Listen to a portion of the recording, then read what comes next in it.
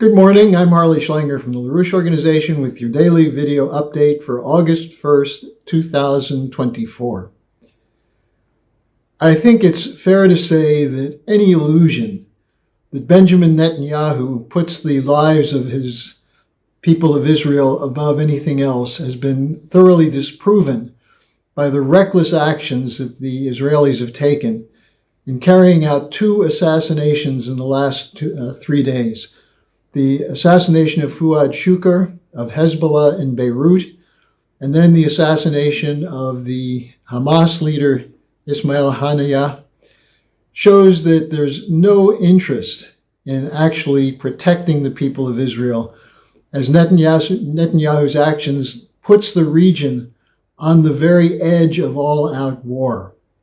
Haniyeh in particular was one of the chief negotiators in the hostage deal that's being worked out through Qatar and supported by the United States, supposedly.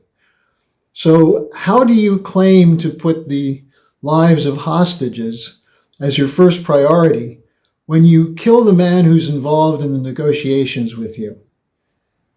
This shows the absolute insanity of the situation, in particular of Netanyahu. But that insanity was bolstered by the lusty cheering he received when he spoke before the U.S. Congress last week. The question is, did he get a go-ahead from Biden, or more likely from Blinken and Sullivan, to carry out these assassinations? Did the U.S. know about it in advance? And is anybody paying attention to the danger that this brings to the whole region of an all-out war? Now, Netanyahu said that the most important thing for him is the fate of the hostages. Well, he may have just sealed their fate by ordering the assassination of Haniyeh. But it means also that the Israelis are on the verge of a war with Lebanon and possibly with Iran. But remember what Netanyahu said to the Congress. He intends to make sure that Iran is defeated, whatever that means, and that by launching that war, he expects the United States to back him up. Are the American people committed to a war with Iran, as we're fighting a war with Russia, a proxy war with Russia in Ukraine? And while the gunboat diplomacy is in motion already for a war with China?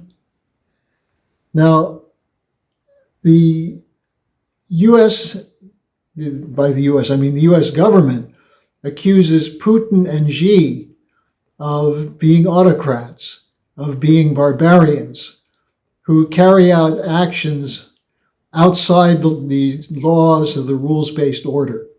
Well, what about these assassinations? What about the mass slaughter of children in Palestine? What about the deployment of long-range missiles by the United States into Germany, which was essentially foisted upon Germany by the U.S. NATO military? At this point, the only thing that can stop an outbreak of a much broader war would be an intervention by the United States to say to Netanyahu, no more killing, no more weapons until you engage in a ceasefire and actual negotiations. But that was just thrown out the window by these assassinations. How many people have to be killed to satisfy the lust for vengeance that exists in Netanyahu and a significant section of the Israeli population? This has nothing to do with protecting Jews who had been victimized by the Holocaust in the 40s. It has to do with enforcing a colonial settlement in Israel without providing any justice for the Palestinians. Now, at this point, what we're seeing is the ugly side of the collapse of empire. The financial system has run out of ability to loot. That doesn't mean it's going to stop trying to loot, but the countries of the global South are now saying, no more looting. You can't come in and take our raw materials and our cheap labor anymore. What does that mean? Where are they going to turn? They're going to turn on the people in the advanced sector in the United States and Europe. where we're already seeing living standards for the vast majority of the population sinking, declining, while the billionaires who are part of the military-industrial financial complex are getting super rich. Every single day you hear of new record valuations on the stock market. From one day to the next, Elon Musk might gain or lose $5 billion. And what about you? How much are you gaining? How much are you losing because of inflation, because of the high cost of fuel? So we're at a point where there needs to be serious deliberation, diplomacy between nations, and deliberation within nations, within sovereign nations, over what's in the best interests of the people. That is not happening. It's not happening in the US election campaign. It's not happening in Europe. We saw in France a very clear rejection of Macron, and yet now there's no government. Macron is the government, even though he lost badly in the June elections for the European Parliament. So when we hear talk of democracy versus autocracy, take a look at the governments in the West. The coalition government in Germany barely reaches 30% support in the polls, and yet they're now bringing in long-range US missiles targeting Russia, which means that, as Putin said, we will mirror what you're doing, which means Russian missiles targeting Germany.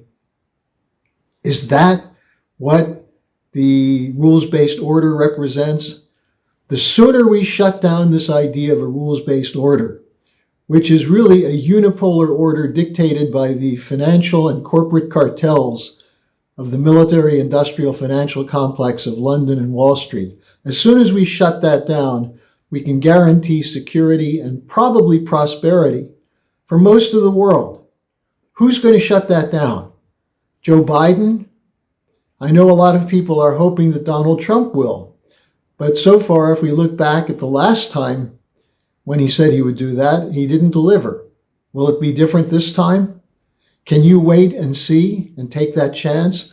That's why we're calling on the citizens of the West to rise up and defend the idea of joining with the global South to overturn this parasitical, predatory order that we've been living under since 1971, and especially since the fall of the Soviet Union in 1992. And that's what I talked about with Helga Zepp-LaRouche yesterday. I'm going to attach the link to that video so you can see what she has as a proposal, a series of proposals, and what you as citizens can do. So you're not dependent on the likes of Bibi Netanyahu for security or poor old Joe Biden. But you can act with your fellow citizens to function as citizens of a sovereign republic in which the interests of the people take precedence over the private interests of the greedy corporate cartels. So watch the discussion with Helga Zepp-LaRouche. Work with us. We have solutions that have been tested over the years based on the works of Lyndon LaRouche. And I would urge you, don't give up hope, but take seriously that the actions of killing two leaders in Beirut and Tehran represents a threat to your life and security.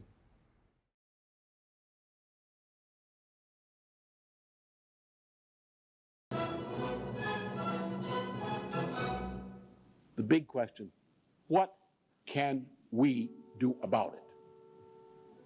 If we have the power